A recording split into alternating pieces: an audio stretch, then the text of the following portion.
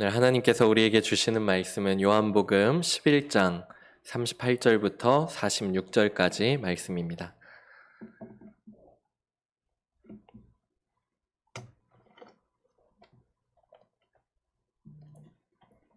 요한복음 11장 38절부터 46절까지 말씀.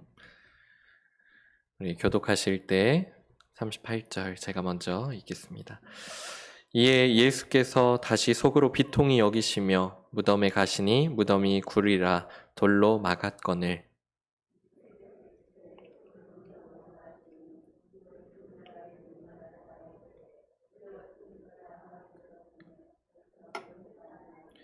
예수께서 이르시되 내 말이 네가 믿으면 하나님의 영광을 보리라 하지 아니하였느냐 하시니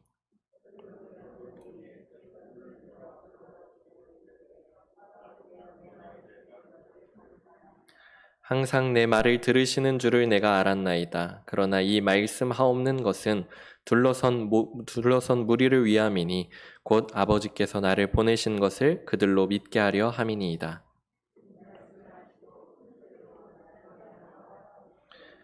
죽은 자가 수족을 배로 동인 채로 나오는데 그 얼굴은 수건에 쌓였더라. 예수께서 이르시되 풀어 놓아 다니게 하라 하시니라.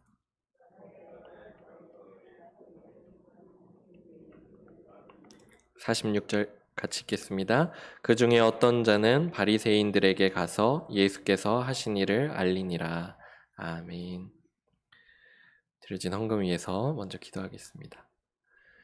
주님께 11조 헌금 이재준 안수 집사님, 김정미 집사님 가정에서 그리고 주일 헌금 주님 앞에 올려드립니다. 사랑의 주님, 은혜를 참으로 감사드립니다. 오늘도 이 시간 우리에게 말씀하여 주시길 원합니다. 그 말씀을 듣고 주님의 음성을 깨달아 알게 하여 주시옵시고 말씀대로 순종하며 나아가는 우리 모두가 되게 하여 주시옵소서. 주님의 말씀대로 살아가는 것이 우리에게 가장 큰 복임을 알게 하여 주시옵시고 그 말씀대로 살아갈 때 주님의 역사하심을 다 바라볼 수 있는 우리 모든 성도님들 되게 도와주시옵소서. 주님 앞에 나올 때 주님께서 주신 물질 거룩하게 구별하여 드리는 손길들이 있습니다. 주님 기뻐 받아 주시옵시고 하나님 그 고백들을 주님께서 기뻐 받아 주시사 모든 삶 가운데 주님의 복과 은혜가 또한 차고 흘러 넘쳐나도록 주님께서 역사하여 주시옵소서. 드려진 이 물질, 드려진 이 예물도 또한 주님 나라 위하여서 아름답게 사용하여 주시옵시고 주님 나라가 선포되어지는 귀한 데 사용될 수 있도록 역사하여 주시옵소서. 이 시간 말씀 가운데서도 함께하여 주시사 주님의 은혜가 차고 넘쳐나는 이 시간 되게 하여 주시옵소서. 감사드리오며 거룩하신 예수님의 이름으로 기도드립니다. 아멘. 예수님께서 제자들과 함께 갈릴리 요단 그 건너편에 있는 그러니까 예전에 침례 요한이 한참 침례를 베풀었었던 곳으로 돌아오시게 되었습니다. 그리고 나서 그곳에서 많은 사람들을 만나셨는데 그곳 가운데서 예수님께서 행하신 많은 말씀들과 그리고 많은 기적들을 통하여서 그리고 또 침례 요한의 증언을 통하여서 많은 사람들이 예수님을 믿었다고 성경은 이야기를 하고 있습니다. 근데 그러던 어느 날 한 사람이 예수님을 찾아왔는데 예수님께 한 가지 소식을 전해주기 위하여서 찾아온 사람이었습니다. 그 소식은 바로 예수님께서 사랑하시던 자 나사로가 병들었다는 것이었고 이 소식은 곧 그의 살 수 있는 날이 얼마 남지 않았다는 것을 의미하는 것이었습니다. 하지만 예수님은 그 사람의 말을 들으셨을 때 이 병이 죽을 병이 아니라고 말씀하시고는 하나님의 영광을 드러낼, 그래서 하나님의 아들이 영광을 받게 될 병이라고 그렇게 말씀을 하셨습니다. 예수님은 나사로에게 닥친 그리고 그의 가족들에게 닥친 이 일을 다른 시선으로, 다른 관점으로 바라볼 수 있게 해주셨고 인간의 치료의 한계를 넘어서 이제는 고통과 저주로 여겨져 있던 그 일들을 하나님의 선하신 인도하심 속에 안정과 그리고 평안과 그리고 영광으로 그렇게 바꿔 보여주실 것을 그렇게 우리들에게 보여주시길 원하시는 것이었습니다.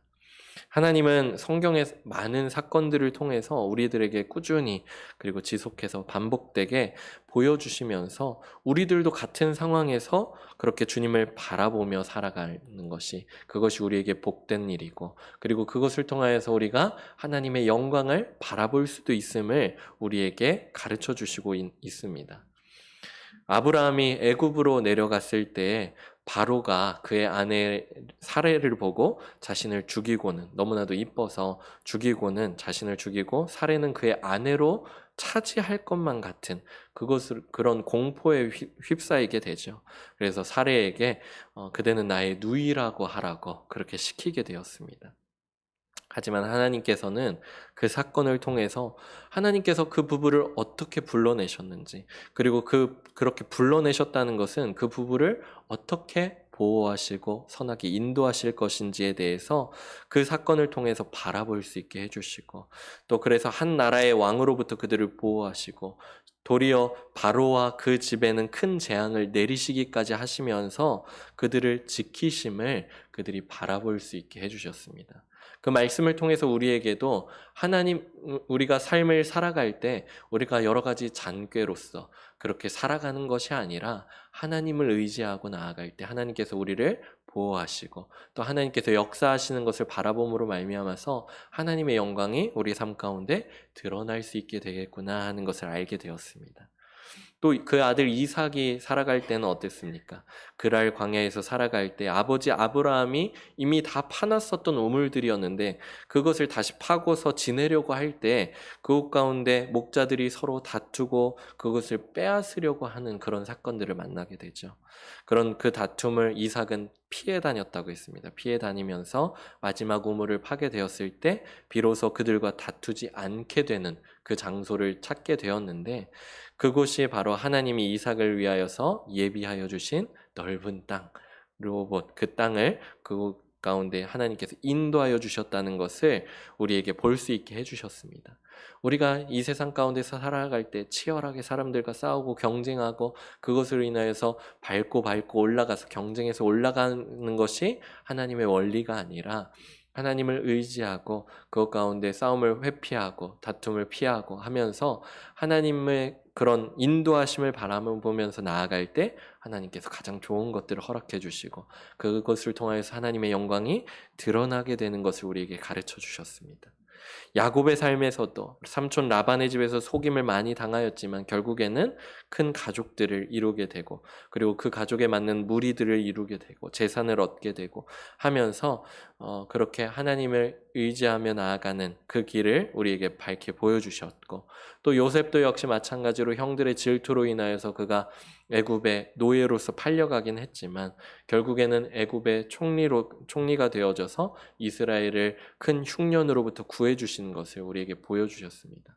이러한 많은 성경의 사건들은 우리의 삶 가운데에서도 그런 고통을 만나고 어려운 일들을 만나고 할 때마다 우리가 세상을 의지하고 사람의 방법을 의지하는 것이 아니라 하나님을 바라보고 하나님의 길을 따라 나아가면은 하나님께서 하나님의 영광을 바라볼 수 있도록 역사해 주시고 우리의 삶 가운데서 기적을 일으켜 주실 것이라는 것을 우리에게 보여주셨습니다.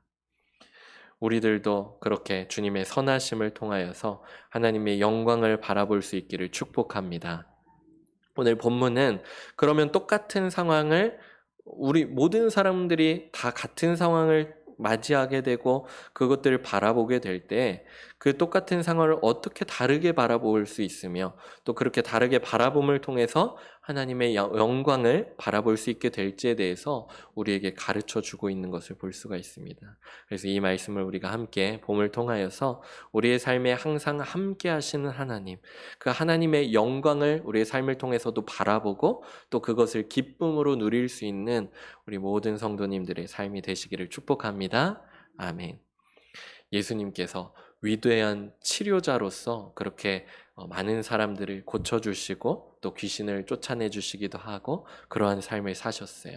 그래서 많은 사람들이 예수님을 생각할 때 그분은 위대한 치료자구나. 그래서 어떠한 아픈 것을 가지고 있다 할지라도 어떠한 병을 가지고 있다 할지라도 예수님 앞에 나아가게 되면은 예수님이 우리를 치료해 주실 수 있는 분이시구나 하는 것에 대해서는 이제 많은 사람들이 알고 믿게 되었습니다. 그런데 죽은 사람을 다시 살리시는 것에 대해서는 사람들이 많이 듣지 못했어요. 사실 뭐 요한복음에서는 나와 있지 않지만 그 전에 공관복음서에서는 야이로의 그 딸을 그 살려주시는 것 사건이 있기는 했었지만 사실은 많은 사람이 알진 못하는, 예수님께서 많이 이렇게 경계하시면서 그것을 말하지 말라고 경계하시면서 말씀하시고 그렇게 했었기 때문에, 그리고 많은 사람들이 있는 환경에서 있었던 것이 아니었기 때문에 그것에 대해서는 사람들이 많이 알지 못했었습니다. 그러다 보니까 이 나사로의 사건을, 나사로가 죽었는데 그런 죽은 현장 가운데 예수님이 오시게 되었을 때, 심지어 나사로가 죽은 지 벌써 나흘이나 지났기 때문에 예수님께서 그곳에 오시긴 오셨지만, 베다니에 오시긴 오셨지만 그들에게는 아무런 소망이 없었습니다. 또 큰 슬픔 가운데 젖어 있었을 수밖에 없었겠죠. 예수님을 가장 먼저 맞이했었던 마르다도 역시 마찬가지로 예수님을 맞이하기는 했지만 예수님이 늦게 오신 것에 대해서 좀 마음이 아픈 가운데 있었습니다. 예수님이 오시긴 오셨지만 뭘 더 해주실 수 있을까 하는, 예수님께서 부활에 대해서 얘기는 해주셨지만 먼 미래에 대한 일인 것으로만 이해하고 있었습니다. 또 뒤이어 나와서 예수님을 맞이한 마리아도 역시 마찬가지였었고, 또 마리아를 따라서 마을 밖으로 나와서 예수님을 만난 많은 유대인들도 모두가 다 슬픔에 잠겨서 소망 없이 그렇게 예수님 앞에 서 있었습니다. 예수님은 그런 그들 앞에 서셨을 때 오늘 본문 38절에 보니까 비통히 여기시면서 그렇게 무덤에 가셨다고 성경은 이야기하고 있습니다. 그런데 그 이전에도 예수님께서는 33절의 말씀을 보면 유대인들이 우는 것을 보시고 그 마리아가 울고 그리고 함께 온 유대인들이 우는 것을 보시고 심령의 비통히 여기시고 불쌍히 여기셨다고 성경은 이야기를 하고 있습니다. 예수님께서 그렇게 심령의 비통히 여기셨다고 하셨는데 이것은 나사로의 죽음 때문에, 사랑하는 자 나사로의 죽음 때문이기도 하고, 또 그리고 그것을 받아들이고 있는 이들의 그 유가족들이나 아니면 유대인들의 그런 아파하는 그런 감정에 공감하셨기 때문이기도 하지만, 그들의 믿음 없음으로 인하여서 예수님이 그곳 가운데 오셨는데, 하나님의 아들이신 예수님이 그곳 가운데 오셨는데, 그리고 예수님께서는 그 죽은 나사로를 다시 살리시기 위하여서 오셨는데 분명히 제자들에게 말씀하셨거든요. 그가 잠들었다.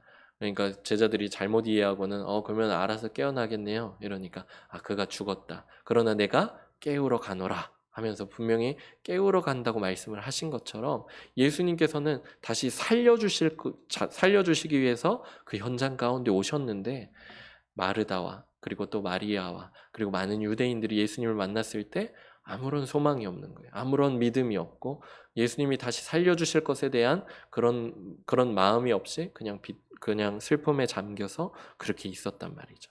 그런 모습을 보고 그들의 믿음 없음으로 인하여서 비통히 여기시고 또한 그들을 불쌍히 여기시기도 하셨습니다. 예수님이 그 자리에 그들과 함께 계셨지만 거기 있었던 모든 사람들은 살아계신 하나님의 아들을 바라보지는 못했던 거예요. 그리고는 그들이 그냥 할 수 있는 마음을 아파하는 일들, 그냥 슬픔에 잠겨 있는 일들, 그런 일들만 하고 있었다는 것이죠. 그것으로 인해서 예수님은 비통하셨다라고 하셨습니다. 예를 들어서 아버지가 만약에 수학 선생님이라고 한다면은 자식이 수학 하나만큼은 그 아버지께 의지해도 되고, 그리고 또 잘 배울 수 있기를, 그 아버지를 통해서 잘 배울 수 있기를 바라는 것이 그 아버지의 마음일 것입니다. 또 예를 들어서 어머니가 치과 의사라 한다면은 자식이 그 치아에 관련된 일이라면은 어머니를 조금 더 의지해서, 조금 어디 어금니가 아프다, 뭐 무슨 이가 아프다 한다면 어머니를 좀 의지해도 되고, 그를 통하여서 문제를 해결해 나갈 길을 찾기를 바라는 것이 바로 부모의 마음일 것입니다. 부모가 모든 것을 자식에게 다 해줄 수는 없어요. 그렇죠? 다 해줄 수는 없습니다. 다 책임져 줄 수는 없지만 부모가 할 수 있는 어떠한 특정 분야는 분명히 있을 거예요. 특정한 어떠한 잘할 수 있는 일들은 분명히 있을 거예요. 그런 특정 분야에 있어서 전문가라고 한다면은 자식이 그것만큼은 부모를 조금만 의지해도 되고 의지해도 괜찮고 그 분야에 있어서는 문제가 발생할 때 언제라도 도와줄 준비가 되어 있는 것이 부모의 마음일 것입니다. 뭐 예를 들어서 그 부모가 수학 선생님인데 아이가 수학 문제를 푸는데 어려움을 겪는 거예요. 근데 뭐 수학 문제 푸는데 혼자서 열심히 골똘해하면서 연구해가면서 풀어내면 괜찮죠. 그것이 뭐 유익하기도 하죠. 근데 이 아이가 수학 문제 하나에 딱 갇혀가지고는 먹지도 않고 마시지도 않고 잠도 안 자고 막 이틀을 막 밤 새워가면서 막 그것만 계속 막 풀고 있는 거예요. 사람들의 말을 듣지도 않고 씻지도 않고 막 그냥 아무 소리도 듣지 않고 그냥 그것만 풀고 있는 거예요. 근데 아빠가 보기에는 이 문제가 어떻게 푸는지 조금만 그 과정을 조금만 그 길을 조금만 탁 터주기만 하면 어떤 공식을 대입하든지 아니면 어떤 것을 하기만 하면 되는지 그것만 딱 알려주기만 하면 이 아이가 쉽게 풀 수 있는 것 같은데 이 아이가 아버지를 의지하지 않고 그냥 자기 혼자 막 해보려고 하는 거예요. 근데 잠깐만 그러는 게 아니라 그의 평생의 삶을 통해서 막 그러려고 한단 말이죠. 그럼 그 부모의 마음이 얼마나 아플 거예요. 얼마나 비통하고 얼마나 마음이 아프고 쓰라릴 거란 말이죠. 아플 거란 말이죠. 우리 하나님은 천지를 창조하신 하나님이십니다. 전지전능하신 하나님이시며 또 인간의 생사 화복을 주관하는 하나님이신 줄 믿습니다. 우리가 그렇게 믿고 있죠. 그 하나님께서 마르다와 마리아 그리고 유대인들과 함께 하셨단 말이죠. 나사로가 죽은 지 나흘 되었다고 해서 그 문제를 예수님보다 크게 여기고 그 어떠한 믿음이나 소망 없이 그리고 주님을 의지함 없이 슬퍼하고 애통하고만 있으니 살아계신 하나님의 아들이셨던 그 예수님께서는 그런 그들의 모습을 보시면서 마음이 너무 아프셨던 거예요. 비통하셨던 거예요. 그 예수님께 얘기하기만 하면, 예수님께 그렇게 구하기만 하면, 이미 예수님께서는 그것을 해주시기 위해서 오셨는데, 아무도 요청하지 않고, 바라고 의지하고 있지도 않으니, 예수님의 속이 어찌나 타들어가지 않았는지, 그 모습이 오늘 본문에 나와 있는 것입니다. 어려움 속에서 우리가 하나님을 찾지 않는 것, 힘든 일 가운데 기도하지 않는 것은 이처럼 하나님을 비통하게 만드는 것입니다. 하나님께서는 우리가 주님을 찾기만을 기다리고 계십니다. 기도하기만을 바라고 계시는데 그러면 하나님께서는 모든 일을 다 선으로 돌리실 것인데 하나님을 찾지 않고 의지하지 않고 기도하지 않는 우리의 모습을 돌이키고 힘써 주님을 찾아야 할 줄 믿습니다. 우리는 주님을 찾아야 될 줄 믿습니다. 힘써 우리가 주님 앞에 기도로 나아갈 수 있기를 원합니다. 그럴 때 주님께서 힘써 주님을 의지하고 주님께 구하면서 기도하여서 주님의 일하심을 보고 누리시는 우리 모든 성도님들이 다 되시기를 축복합니다. 우리가 기도할 때 그 모든 것들을 해결해 나갈 수 있습니다. 그래서 어렸을 때 많이 들었었던 찬양 중에 기도할 수 있는데 왜 걱정하십니까? 기도하고 있는데 왜 염려하십니까? 이제 너무 어렸을 때 들었던 찬양이라 이거 음이 잘 기억이 안 나네요. 네, 갑자기 생각이 나가지고 네. 그런 찬양이 있었죠. 네, 이따가 기도 끝나고 나서 나오게 되긴 할 건데 그때 다시 한번 들어보면서 저도 배워야 되겠네요. 네. 심령에 그렇게 비통하심으로 우리를 바라보고 계시는 주님. 우리가 기도하면 되는데 주님 앞에 나와서 무릎 꿇고 나오기만 하면 되는데 왜 우리가 염려하고 왜 걱정하고 있는지 주님께서는 비통하고 계시다는 것이죠. 그렇게 심령의 비통이 여기시면서 예수님께서 무덤 앞에 그렇게 서셨습니다. 무덤은 예수님께서 십자가에 달려 돌아가실 때도 역시 마찬가지였지만 큰 돌로 가로막혀 있었습니다. 예수님께서는 이제 사람들에게 그 돌을 바라보시면서 돌을 옮겨 놓으라고 시키셨죠. 예수님께서 뭐 말씀으로써 그렇게 하셔서 돌아 이렇게 치워져라, 옮겨져라 하면 이렇게 옮겨질 수도 있었겠지만 예수님께서는 사람들에게 시키셔서 그 돌을 옮겨 놓게 하셨습니다. 마르다는 그런 말씀을 하실 때 예수님을 막 이렇게 말리는 거예요. 왜냐하면은 죽은 지 이미 나흘이나 지났기 때문에 그 무덤에서 시체가 부패하는 냄새가 날 수 있기 때문에 그렇게 예수님을 말렸습니다.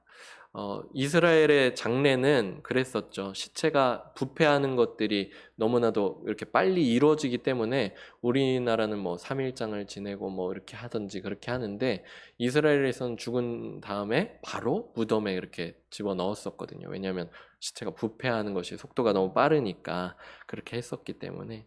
그래서 마르다는 예수님을 말리는 거예요. 예수님, 이미 나사로가 죽은 지 나흘이나 지났기 때문에 시체 썩는 냄새, 그 불결한 냄새가 나기 때문에 예수님 그러시지 마십시오. 그렇게 말렸습니다. 마르다는 예수님께서 괜한 일을 하신다고 생각한 것이에요. 그러니까 혹시라도 이렇게까지 사람들의 이목을 집중되게 했는데 아무 일도 일어나지 않는다면은 지켜보던 사람들도 민망하고 또 유가족들인 자신들에게도 아픔이 더할 수 있기 때문에 그렇게 예수님을 말리면서 그렇게 말했던 것이죠. 근데 상상을 해볼게요. 예수님이 돌을 이렇게 옮겨 놓으라고 하실 때 정말로 시체에 부패하는 그런 냄새가 과연 났을까? 나사로가 이렇게 다시 이렇게 살아서 걸어 나오게 됐는데 부패한 상태에서 그렇게 썩은 그런 시체에 부패한 냄새가 나면서 그렇게 왔을까? 그러진 않았을 것 같아요. 부패한다는 것은 살이 썩고 있다는 것이고 그렇다면 사실은 뭐 그 시체 뭐 그런 걸 자세하게 얘기할 건 없지만 뭐 안에서부터 썩고 나가고 뭐 그러니까요. 그러니까 그런 상태에서 사람이 돌아오는 것은 사실 말이 안 되기 때문에 뭐 냄새가 나진 않았을 것 같아요. 어쨌든 그런데 마르다는 잘 모르고 있었던 것 같아요. 아까도 말씀드렸다시피 공간복음서에 이미 야이로의 그 회당장 야이로의 딸을 살리신 일이 있었죠. 근데 그 일이 극히 소수의 사람들 앞에서만 이루어졌었거든요. 그 소녀의 부모였었던 야이로와 그 아내와 그리고 제자들만 그 자리 가운데 있었고 그 방 가운데에서 예수님께서 달리다금 하시면서 소녀 일어나라 하시는 그것을 그 현장을 목격한 사람들이 매우 적었습니다. 그리고 그 일이 아무도 알려지지 못하게 하라고 사람들에게 경계하시면서 그렇게 말씀을 하셨었기 때문에 이것이 사람이 다시 살아나게 된 것이 큰 뉴스로서 이렇게 번지진 않았었던 것 같습니다. 하지만 이번에는 상황이 조금 달라요. 그것이 뭐 밀폐된 그런 방에서 이루어진 것도 아니고 넓은 그 무덤이 있는 그곳 가운데에서 그리고 또 그곳 가운데에는 마리아만 있었던 것이 아니라 많은 유대인들이 마리아를 따라서 온 그런 많은 유대인들이 그곳 가운데 있었다고 했었습니다. 그런 상황이 있었을 때 예수님이 뭐 뒤늦게서야 그 사람들에게 그 일들이 일어난 것을 조용히 해라 아무리 시킨다 한들 유대인들이 너무 많았었기 때문에 그것이 번지게 되는 것을 막을 수는 없었을 거예요.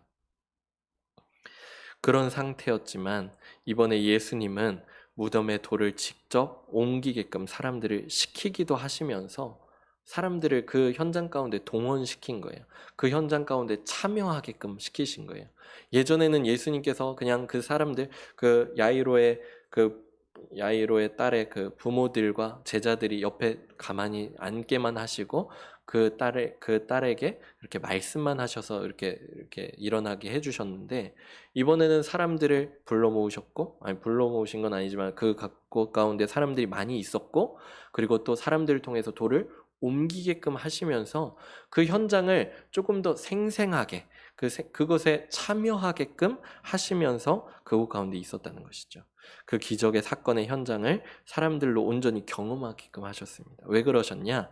살아계신 하나님의 아들이 그들 가운데 계시는 것이 의미가 있다는 거예요. 예수님이 그곳 가운데 계셨을 때 많은 사람들이 슬픔에 잠겨 있었고 뭐 이미 예수님이 오시기 전에도 그들은 슬픔에 잠겨 있었어요. 나사로가 죽은 것으로 인하여서. 근데 예수님이 오셨음에도 불구하고 아무런 변화 없이 그들은 여전히 슬퍼하고 있었고 슬픔에 잠겨 있었고 소망이 없는 가운데 믿음이 없는 가운데 있었단 말이죠. 근데 예수님께서는 그들에게 이 모든 것들을 참여하게 해주시고 그 현장에 있게 하여 주심으로 말미암아서 살아계신 하나님의 아들이 그들 가운데 계시는 것이 얼마나 놀라운 일인지 그들에게 믿음을 주시기 위해서 그 일들을 그 일들에 동참하게끔 해주셨다는 사실입니다. 사람들은 예수님께서 행하신 수많은 기적들을 보았어요. 하지만 그들은 예수님을 믿지 않았습니다. 나사로가 잠들었고 내가 깨우러 간다고 말씀하신 예수님을 그들은 믿지 않았습니다. 믿지 못했지요. 죽은 지 나흘이나 지났으니까 벌써 무덤 밖에 악취가 나는 것 같다고 그렇게 예수님을 말리기까지 하는 그런 모습들이었습니다. 하지만 예수님은 이미 하나님께 기도하신 것이 이루어질 것을 아셨습니다. 이미 예수님께서는 냄새를 맡으시면서 아셨겠죠. 시체 부패하는 냄새가 안 나는 것을 아셨을 거예요. 그리고 예수님께서 기도하신 내용을 보면은 하나님께 기도할 때 이 나사로가 다시 살아나게 해주십시오. 그렇게 기도하신 것이 아니에요. 이미 이틀 전에 이틀 동안 예수님께서 갈릴리에 거하고 계셨다고 했죠. 그러면서 이미 기도를 다 하신 것이죠. 그리고 그 이후에 그곳 가운데서 기도하실 때는 그 기도를 들어주셨음을 이미 아신 거예요. 예수님께서는 시체 부패하는 냄새도 안 났었고 그런 것들 여러 가지를 통해서 아신 것이죠. 그래서 이 나사로를 부르시기만 한 거예요. 그런 감사 기도를 하신 다음에 부르시기만 한 것입니다. 예수님은 이미 그렇게 기도하신 것이 이루어질 것을 아셨고 네가 믿으면 하나님의 영광을 볼 것이라고 마르다에게 말씀하신 후에 그렇게 하늘을 우러러 감사 기도를 큰 소리를 드렸단 말이죠. 거기에 있는 모두가 다 들을 수 있도록 그렇게 크게 기도하셨습니다. 어떻게 기도하셨는지 우리 같이 한번 읽어볼까요?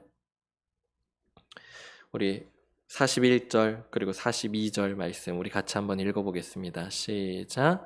돌을 옮겨 놓으니 예수께서 눈을 들어 우러러 보시고 이르시되 아버지여 내 말을 들으신 것을 감사하나이다. 항상 내 말을 들으시는 줄을 내가 알았나이다. 그러나 이 말씀하옵는 것은 둘러선 무리를 위함이니 곧 아버지께서 나를 보내신 것을 그들로 믿게 하려 함이니이다. 아멘.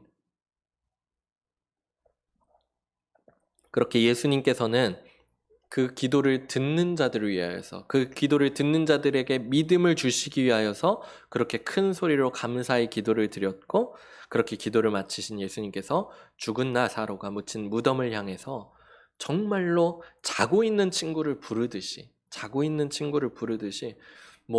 아침에 예를 들어서 이렇게 학교 가기 전에 친구랑 같이 학교 가고 싶어가지고 요새는 아파트 있고 막 이래가지고 안 그러겠지만 옛날 그런 저도 그런 걸 경험해 보진 않았지만 그렇게 막 한다고 하잖아요. 마당 앞에서 그 대문 앞에서 야 누구야 학교 가자 하고 막 부르면 이제 그 친구가 이제 막 나와가지고 같이 학교를 가잖아요. 마치 그런 것처럼 자고 있는 친구를 깨워서 부르는 것처럼 그렇게 외치셨다는 거예요. 그래서 예수님께서 나사로야 나오라 하고 외친 거예요. 나사로를 살려주십시오. 막 그렇게 기도하신 것이 아니라 나사로야 나오라 그렇게 외친 것이죠. 예전에 그런 게 있었어요. 한 TV 프로그램 중에 어렸을 때 친했던 친구나 아니면 짝사랑이나 아니면 고마운 선생님을 찾아주는 그런 프로그램이 있었죠.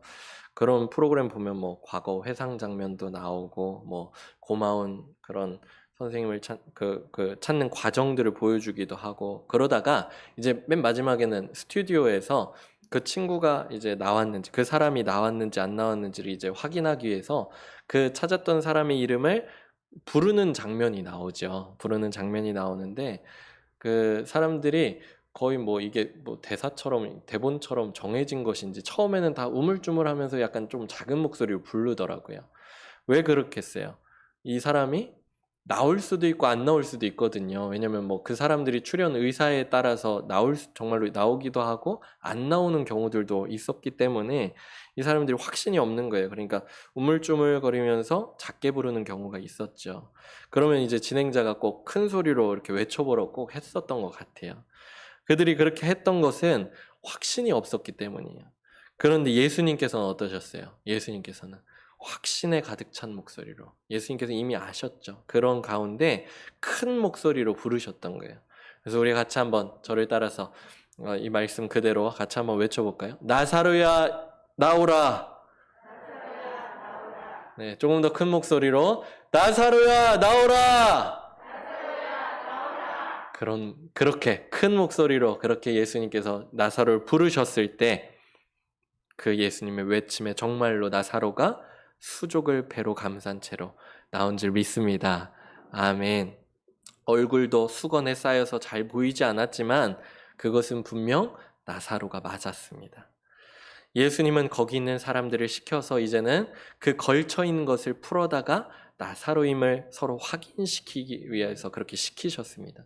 예수님께서는 그 가운데에서 또 있는 사람들에게 그 기적의 현장에 동참하게끔 수건들과 그리고 천들을 하나씩 벗겨내게끔 붕대는 아니겠죠. 아무튼 그런 것들을 벗겨내게끔 하셔서 정말로 나사로가 맞는지 살아있는 것이 맞는지 바라보고 만져보게끔 하기도 하고 인사도 하게끔 한 것이죠. 예수님께서도 역시 마찬가지셨죠. 예수님께서도 3일 만에 부활하신 가운데 그냥 그런 가운데 조용히 그렇게 승천하신 것이 아니라 제자들에게 다 일일이 만나주시고 또 직접 손으로 만져보게끔도 하시면서 그렇게 증거들을 남기셨던 것이죠. 그와 마찬가지로 나사로를 확인시키고 또 그들 모두와 돌아가면서 인사하게끔 그렇게 시키셨던 거예요. 그러니까 그 현장이 그 바로 이전까지 예수님께서 그렇게 오시고 그 기적의 그런 모습들을 바라보기 전까지만 해도 슬픈 장례식장이었는데 그 장례식이 놀라움과 기쁨이 넘치는 잔치로 변하게 된 줄 믿습니다. 예수님이 계신 곳은 이처럼 잔치가 그렇게 잔치로 가득한 것이 바로 예수님이 계신 곳인 줄 믿습니다. 가나의 혼인잔치도 그랬었죠. 예수님이 오셨을 때 그 가운데 포도주가 다 떨어져서 이제는 잔치를 다 끝내야 됐을 때였는데 예수님이 물을 포도주로 바꿔주심으로 말미암아서 잔치가 더 풍성해지고 그렇게 되었습니다. 나사로를 살리신 베다니도 그렇게 잔치가 일어났었고 예수님께서 말씀해 주신 가운데서 있었는데 아버지의 유산을 미리 챙겨서 떠났었던 탕자가 돌아오게 되었을 때 그 아버지가 큰 잔치를 베푸셨듯이 예수님을 믿고 주님께로 돌아오는 곳은 잔치가 그렇게 있는 것이었습니다. 그런데 예수님께서 지금 어디에 계세요? 예수님이 우리의 삶에 계시고 그리고 우리의 마음 가운데 계시고 그런 줄 믿습니다. 그런데 우리의 삶이 왜 이렇게 우울하고 왜 이렇게 어둡고 그런 거예요? 예수님이 계시면은 그곳은 잔치가 되어져야 되고 하나님의 나라가 되어져야 되고 그것을 우리가 누려야 될 줄 믿습니다. 그래서 예수님께서도 그러셨죠. 신랑이 있는 곳에 그 혼인집에 손님들은 신랑이 있는 곳에서 그곳에서 슬퍼할 사람이 왜 있겠냐고. 신랑이 있는데 그런데 나중에 신랑이 떠나가야 될 때는 너희들이 금식하라고 말씀을 하시죠. 근데 예수님께서는 그렇게 가셨다가 다시 이제 오셨고 이제는 우리와 함께 계시는 줄 믿습니다. 그래서 우리는 이제 더 이상 슬퍼하고 염려하고 걱정 가운데 있는 것이 아니라 우리의 삶 가운데 역사하시고 그리고 이렇게 기적을 베푸실 주님을 의지하면서 그렇게 기뻐하고 감사하는 우리의 삶이 넘쳐나야 될 줄 믿습니다. 그런 삶으로 우리를 변화시켜 주실 줄 또한 믿습니다. 예수님은 예수님께서는 그 현장을 가운데 목격하고 경험한 많은 유대인들이 하나님의 영광을 보면서 예수님을 이제 많은 사람들이 믿게 되었죠. 그런데 모두가 다 그러지는 않았다고 이제 성경 오늘 본문 마지막 부분에서 얘기를 하고 있어요. 그래서 46절의 말씀 보니까 그 중에 어떤 자는 바리새인들에게 가서 예수께서 하신 일을 알리니라. 그러니까 예수님을 고발한 거예요. 예수님이 지금 또 사기치고 있다고 그렇게 고발한 거란 말이죠. 예수님께서 분명히 죽은 자를 다시 살리시는 것을 보여주셨음에도 불구하고 그리고 그것을 사람들에게 직접 그 현장 가운데 동참하게끔 하고 그것을 직접적으로 하게끔 하여 주시면서 그렇게 믿게끔 해 주셨음에도 불구하고 똑같이 예수님께서 죽은 나사로를 다시 살리신 것을 보고도 믿음이 없어서 하나님의 영광을 보지 못했던 것이죠. 하나님의 영광을 보지 못했어요. 그래서 그 자들은 바리새인들에게 가서 예수님을 또 고발했던 것입니다. 예수님께서 마르다에게도 분명히 말씀하셨던 것이 상반되게 그렇게 그대로 드러난 거예요. 40절 말씀, 오늘 말씀의 제목이기도 한 하나님의 영광을 보리라. 근데 어떻게 하면 영광을 보리라 말씀했는지 우리 같이 40절 말씀 한 목소리로 같이 읽어보겠습니다. 예수께서 이르시되 내 말이 네가 믿으면 하나님의 영광을 보리라 하지 아니하였느냐 하시니. 아멘. 믿으면 하나님의 영광을 볼 수 있는 줄 믿습니다. 우리의 삶 가운데 똑같은 삶이 반복되어지고 그리고 똑같은 삶들이 우리에게 찾아올 거예요. 매일매일 반복되는 우리의 삶 속에서 우리가 그냥 살아가면은 그곳 가운데서 하나님의 영광을 바라볼 수 없지만 우리의 삶 가운데서 믿음을 가지고 우리의 삶을 바라보면 그곳 가운데 분명히 하나님의 영광이 드러나게 될 줄 믿습니다. 믿음 없이 살아가다 보면 하나님의 영광이 드러나는 수많은 일들이 우리의 삶 가운데 나타나짐에도 불구하고 그것을 보지 못하고 그냥 스쳐 보내게 될 수밖에 없습니다. 여기 있는 유대인들 몇몇이 그것을 바라보았지만 하나님의 영광을 보지 못하고는 예수님을 고발했던 것처럼 그렇게 바라볼 수가 없는 것이죠.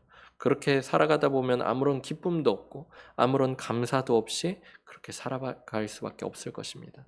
그래서 우리는 우리의 눈을 들어서 주님을 바라봐야 될 줄 믿습니다. 그리고 주님을 향한 우리의 믿음을 가지고 그리고 또 주님께 우리의 믿음을 구하면서 그렇게 하나님의 영광을 바라볼 수 있는 우리 성도님들의 삶이 다 되어지기를 축복합니다. 믿음으로 이렇게 하나님의 영광을 충만하게 누리시는 성도님들의 삶이 되시기를 축복합니다. 아멘. 오늘 말씀들을 통해서 예수님이 계시지만 예수님을 바라보지 못함으로 말미암아서 그 삶에 그렇게 주님께 구함이 없이 주님 앞에 나옴이 없이 그러므로 말미암아서 하나님을 비통하게 하는 그런 우리의 삶이 되는 것이 아니라 어려움들 가운데서 주님께 나아오고 주님께 기도함으로 말미암아서 주님께서 우리의 삶에 역사하여 주실 것을 바라볼 수 있는 우리 성도님들이 다 되시길 축복합니다. 그리고 또 오늘 예수님께서 나사로에게 외치셨던 것처럼 나사로야 나오라 그렇게 외치셨던 것처럼 지금 코로나로 인해서 지금 교회 아직 많이 나오지 못하시는 우리 성도님들 계시고 그분들이 이제 영상으로라도 예배를 드리시면 괜찮은데 그러지도 못하고 계신 분들이 사실은 많은 걸로 알아요. 왜냐하면 뻔하죠. 제가 이렇게 유튜브 우리 채널 이렇게 관리를 하다 보면은 대충 숫자가 이게 보이거든요. 보이면은 우리 성도님들이 참여하신 분들은 몇 분 계셨었고 또 영상으로 예배를 드리신 분은 몇 분 계셨겠구나 하는 게 보이는데 그럼 나머지 분들은 어디 계실까 하는 게 이렇게 분명히 보이거든요. 지금 셀 모임 그 영상으로 하시기도 하고 아니면 직접 모이면서 하시기도 하실 텐데 셀 모임 가운데 지금 참여하지 못하시는 분들 그리고 예배를 지금 회복해 하셔야 될 분들을 향하여서 나사로야 나오라 외치셨던 예수님처럼 우리들도 누구누구 형제님, 누구누구 자매님, 누구누구 집사님 우리 같이 나와서 예배 드립시다. 같이 영상으로 함께 예배 드립시다. 그렇게 하시면서 그렇게 예배를 회복해 나아가시는 우리 교회 될 수 있기를 원합니다. 그래서 우리의 삶이 하나님의 나라를 경험하지 못하면은 정말로 계속 반복해서 말씀드리고 있지만 그것은 참 무미건조한 그런 신앙생활이 되어질 수밖에 없고 아무런 기쁨과 감사가 없는 그런 삶이 되어질 수밖에 없습니다. 그래서 주님을 바라보고 그리고 믿음 가운데서 하나님의 영광을 볼 수 있는 우리 성도님들의 삶이 다 되어지기를 축복합니다. 아멘. 우리 그것을 기억하면서 같이 찬양 드렸으면 좋겠는데요. 아까 마지막 불렀었던 찬양인데요. 오늘 처음 불렀던 찬양이다 보니까 좀 어려우실 수 있지만 가사를 기억하시면서 가사를 보시면서 좀 같이 찬양했으면 좋겠습니다. 주의 나라가 우리의 삶 가운데 임할 때 또 주 예수님이 우리 가운데 임재하실 때 예배가 회복되고 기적은 일어날 줄 믿습니다. 우리 같이 찬양하겠습니다. 주의 나라가 주의 나라가 임할 때 하나님 임재하실 때 예배가 회복되고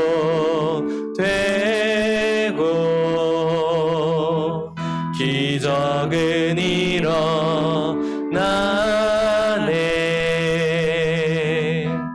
전능 전능하신 주 영원하신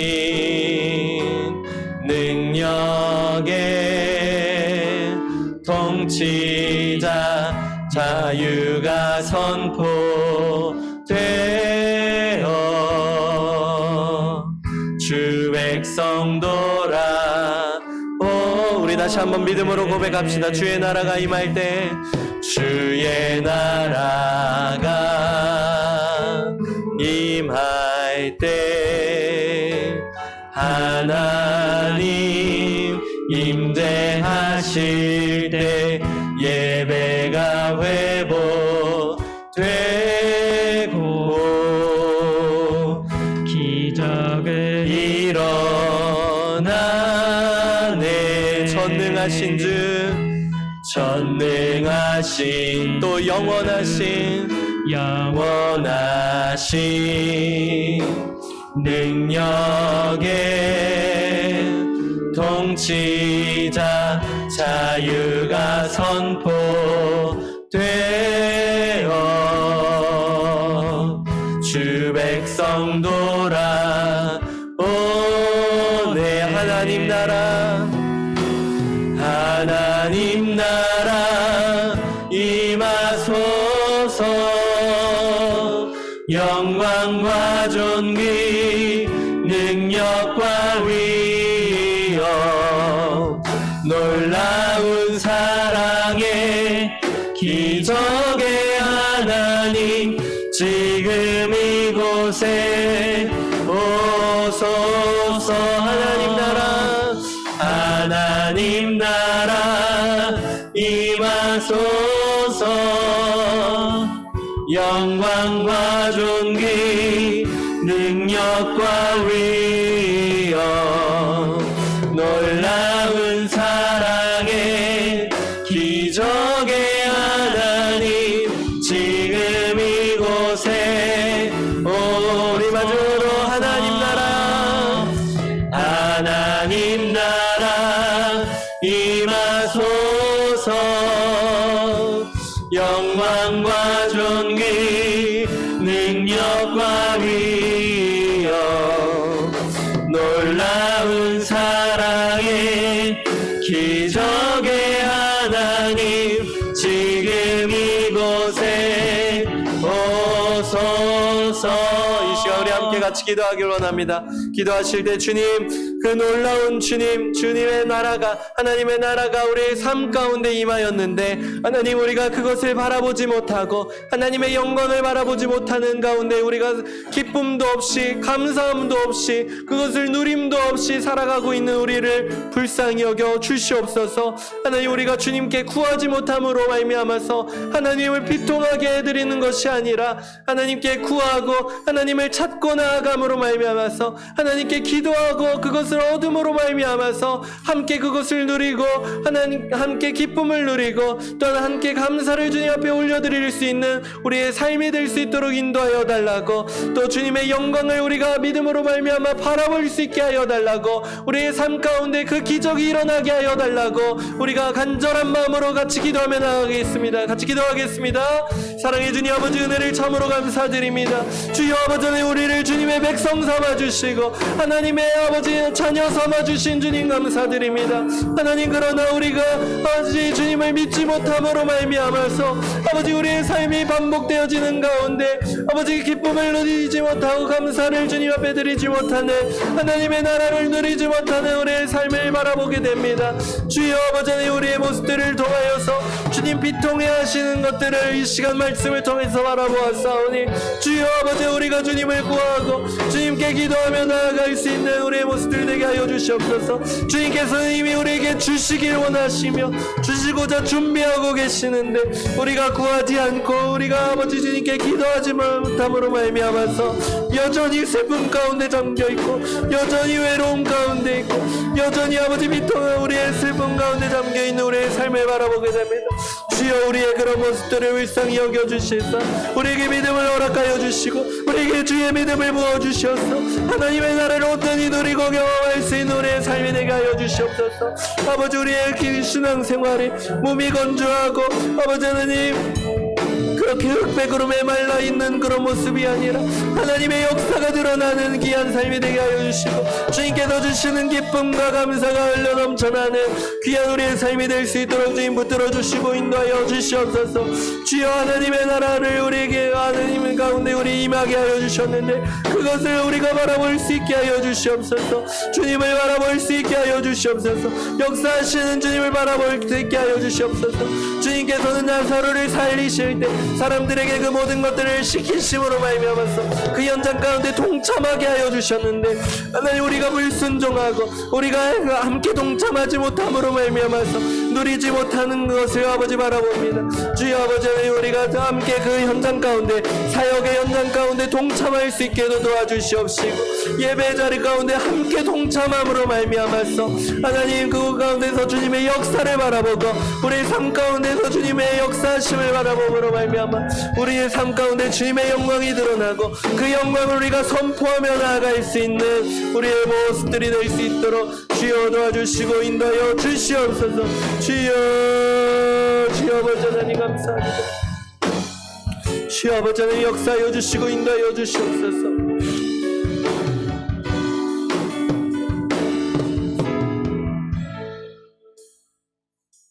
사랑의 주님 참 감사합니다. 우리를 하나님의 자녀 삼아주시고 하나님의 백성 삼아주심에 감사드립니다. 하나님의 나라가 우리에게 이미 주어졌고 임하게 되었는데 주님께서 이미 그 모든 물과 피를 쏟으심으로 말미암아서 우리의 죄를 사하여 주셨고 또 이제 주님의 나라를 누리며 살아갈 수 있도록 우리 마음 가운데 내주하여 주셨는데 하나님 우리의 삶이 여전히 우울하고 여전히 왜 이렇게 슬픔 가운데 젖어 있고 주님을 바라보지 못한 가운데 그렇게 살아가고 있습니까? 그런 모습으로 인하여서 주님을 비통하게 해드리는 것이 아니라 이제는 주님을 바라보고 우리 안에 계시는 주님과 함께 그 주님의 역사를 바라보고 주님께 구하고 기도하고 주님을 찾고 주님을 의지하고 주님께 모든 것들을 또한 맡겨드림으로 말미암아서 주님의 역사하심을 바라볼 수 있는 우리의 삶이 되게 도와주시옵소서.